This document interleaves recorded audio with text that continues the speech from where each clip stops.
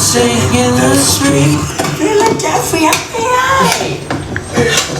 Baltimore and DC now. Oh shit. Don't forget on the streets of Brazil. Back in the USSR. No matter where you are.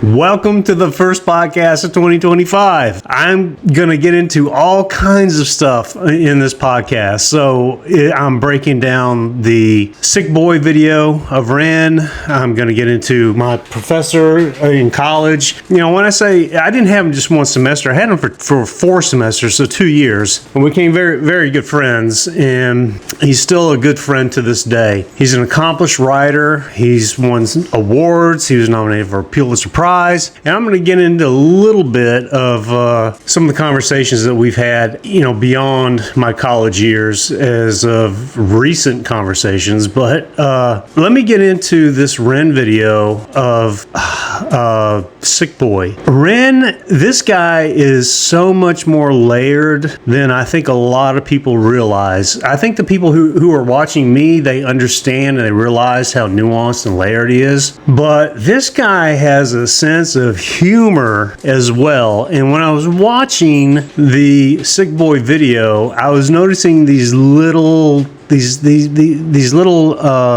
excerpts, these little digs, these little things that he was saying, especially when he was with a psychiatrist and the medication and the metaphor. Oh God, I told you I wasn't going to get into this intellectual shit, but I'm going to. You know, he has that on his shoulder and he identifies that as the pig from Motel Hell. Now, I'm just telling you, it's Motel Hell. But anyway, you know, him sitting down with a psychiatrist was probably a real conversation he had when he was in therapy, and probably, hopefully, he still continues therapy. I go to therapy. Everybody should. If you go and exercise your body, you should exercise your mind. If you go to the doctor to get a checkup and blood work, you should get your mind worked on. So 100% mental health is so very important. But, you know, him talking to the psychiatrist and then just still this flash, and so much of it, I think he has control over. I mean, I'm sure the director and producers and everybody, they have their little input, but I honestly believe at the end of the day, it's his final input. This is what he's going to do, and nobody's going to tell him any different. And I'll say that because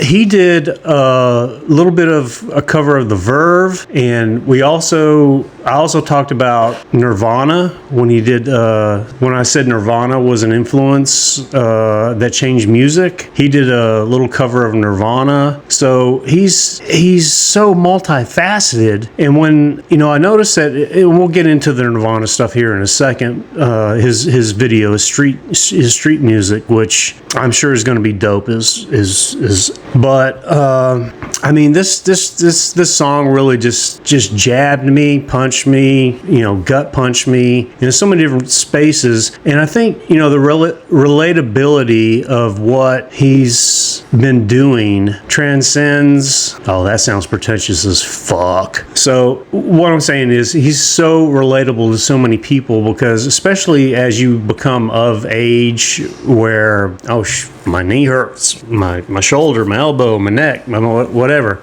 He's been living this for his entire life and still continues to live with this. But that doesn't mean that he is not without humor. So when I watched that video, you know, Sick Boi, Tick Boy, and then he gets into the part where he's like signing autographs, that's him like poking at the hierarchy of music and awards and all those things. And he mentioned it in High Ren about Hendrix and Grammys and all kinds of other things. But I just, you know, just introducing me to this guy has just brought me back to my youth of creative writing in college, you know, getting my bachelor's in English and management and stuff. But English was always my first love.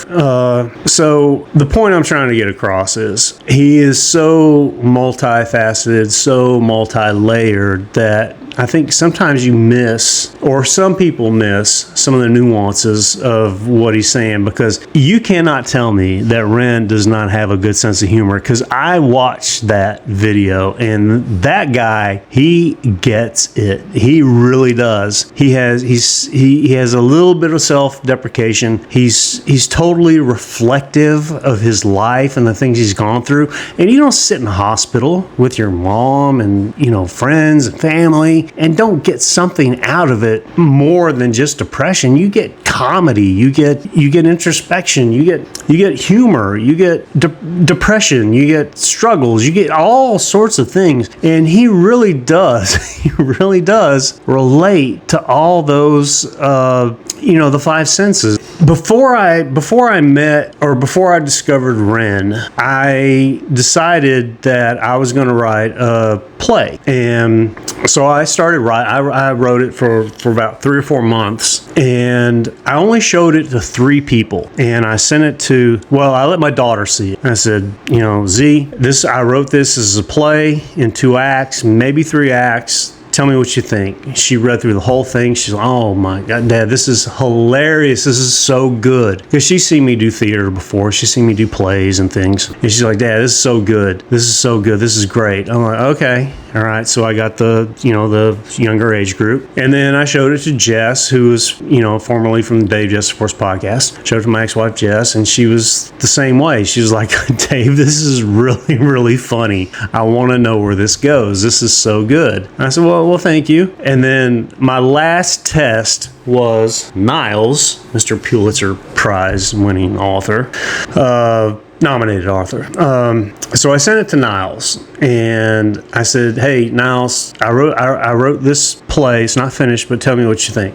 And he was like, hey, Dave, this is really good. I really see where you're going with this. This is when our friendship and mentorship this is where our mentorship and friendship just like sinks to a little bit of a level where he's still my friend, kind of my mentor, but I'm back in the classroom, and I felt like literally I was back in the classroom, like sending him a paper and then getting it back going, did you cut your finger when you graded this? Because there's a lot of red on it. He's like, no, you could do better. So, man, he just held me to such a high standard. So I sent my play to Niles, and he was just like very complimentary. And he said, you know what? I know some publicists for playwrights who publish plays, and this is not the entire thing, I can tell. So where are you at with it? And I said, well, Niles, I have writer's block right now. He said, bullshit. And that's when it went from friendship to back to the classroom. He's like, no, there is no such thing as writer's block. I said, no, I'm just stuck. He says, are you writing me right now? I said, well, yeah, we're messaging each other back and forth. He said, well, you're writing, so fucking get to it.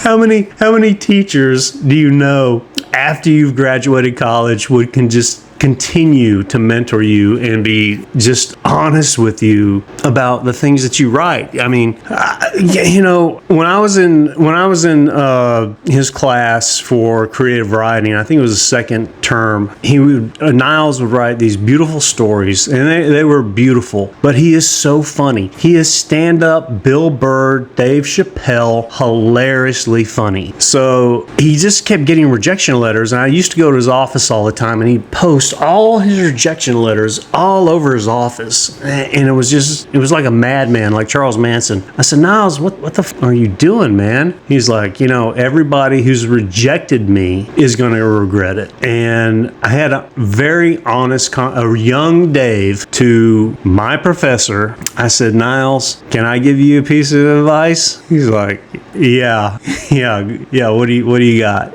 I said, what you need to do is write the the stories that you tell in class, and I bet you'll get published. And he's like, oh, okay. So as an exercise for himself in creative writing, which I was in with him, I mean, he taught it, he did that. And the first book he ever got published was this. So I'm going to read you what he wrote me in his first published book.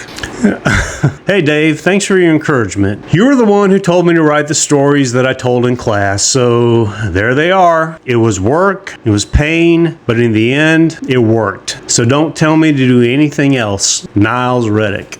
That was the first book. This is the first book he got published. So he credits me for his first novel because, I mean, he was so brutally honest with me. I was brutally honest with him. God, Niles, man, dude, I love you so much. You have changed my life and enriched my life so much more than any other person has. If it wasn't for you, I never would have graduated college. You believed in me when nobody else did. And even today, when I send you a play script, a spec script for a play, you hold me to a standard where it becomes mentorship, friendship, and hey Dave, I'm just going to be honest with you, just like I was honest with him. I hope you find somebody in your life who is like him, that believes in you, because when nobody else did, Niles did. Okay, so let's move on to what I really wanted to get into, because this is going to be heavily edited video. So we're gonna, I did a little bit of the high Ren stuff. The dude's funny. Now I mentioned Nirvana changing music. How Ren is. I mentioned Nirvana changing music the way Ren is starting to change music, different genre. So I did a little searching, and the one thing I do is I really do organic reactions. I don't want to see it and then pretend like I saw it for the first time. I want to see it for the first time. So my algorithm is just like, oh, you did something on Ren, let me show you something. Well, I found this video, and it's Ren heart-shaped heart-shaped box, which is Nirvana, which is what I told you guys, that Nirvana. And I know he's been inspired by Nirvana and Fatboy Slim and The Verve and a whole bunch of other people, but he makes it his own. Oh, this is the one thing I wanted to say, that he's done covers of, not covers, but he's rewritten like The Verve and some other big artists. But I guarantee you that Ren didn't go out and talk to the music industry and said, is it okay if I do this? I think he just did it. And then when it came out, the artist who originally created the piece was just like, just whatever he wants. I don't want a piece of it. This guy's a genius. Just don't sue him. Let him do whatever he wants to do. I honestly believe that. I believe his talent just transcends any litigation or any, oh, how dare you infringe on my copyright. No, they're just, what the crap? No, let him keep going. If you can make what I did better, then do it. So let's get into this video. He does a street performance of Nirvana, and let's go ahead and get into it. So here we go.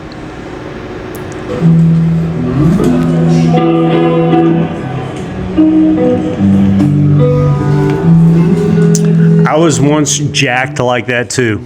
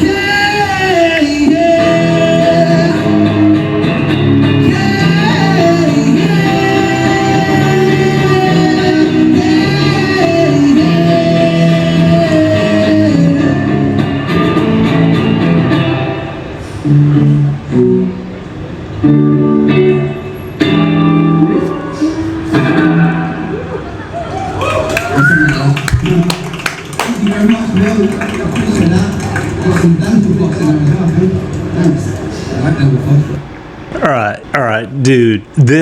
How no more people stop than what was on the streets is beyond me.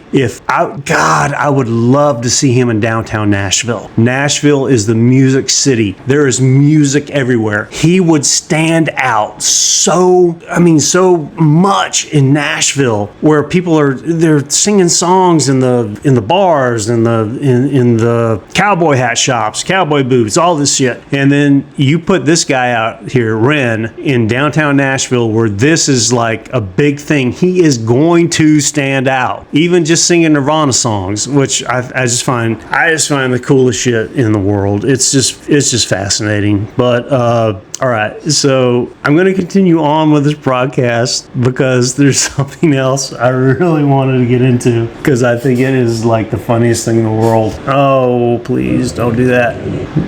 And he is, let me just stop it and I'll start another one. Okay, so there's something else I wanted to get into, because when I did the Ren reaction, I got all these suggestions from my algorithm on things that YouTube thought I would like based on what my reaction was. So AI is scary as crap. It's in your mind and so predictive that it thinks, hey, you'll like this. Oh my God. There was a student, I think it was probably 25 years ago at UCLA Film School, who did an assignment for his final in broadcast journalism, creative, whatever the fuck it was. Anyway, he did it, and I think he was the son of a famous actor or director, which really surprised me, because you would think, privileged and there's nepotism or whatever going on. But I'm gonna play two of these videos because it's Mick Jagger and I can't remember the other guy's name. It's Mick Jagger and somebody else, but he ripped the soundtrack out of it and created his own video. So I just please share this with me and just go along this creative journey, because I saw a little bit of it and it's pretty freaking funny. Here we go. David Bowie, yeah.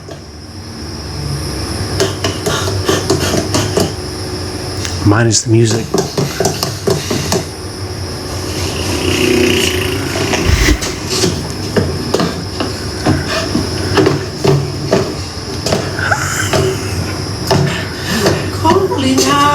Around the world, are you ready for a brand new day? Talk was here and the talk is right. For dancing in the street, dancing When you New Orleans, New York City. Sweet music everywhere. Swaying, records playing, dancing in the street. Just as long as you are there. Come on, every guy, grab a girl. Everywhere, around the world, they'll be dancing. Dancing in the street. It's an invitation across the nation, chance to a folks to meet. Oh, Jesus. Laughing and singing, music swinging, dancing in the street. Philadelphia, Baltimore and DC now. Oh, shit. don't forget to be On the streets of Brazil. back in the USSR. No matter where you are, all you need is music, sweet music. There'll be music everywhere. They'll be singing and swaying and records playing, dancing in the streets. Oh, Doesn't matter what you wear, just as long as you are there. So every guy, grab a girl, everywhere, around the world.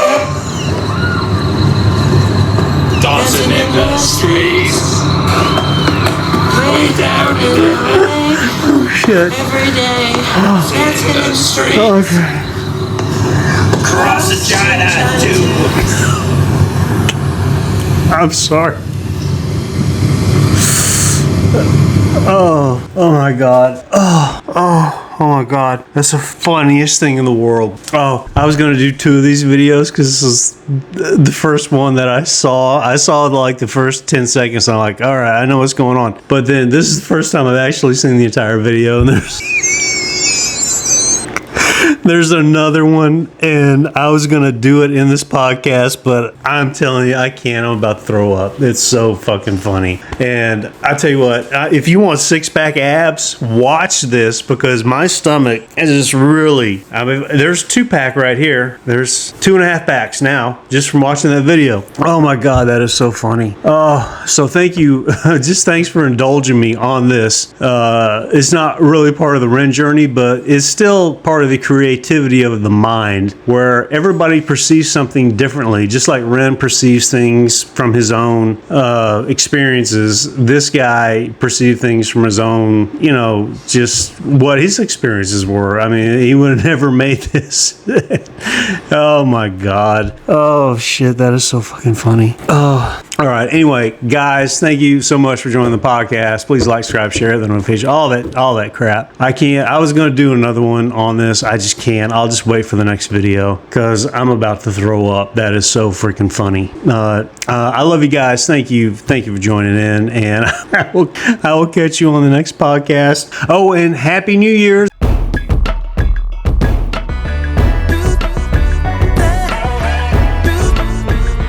Let's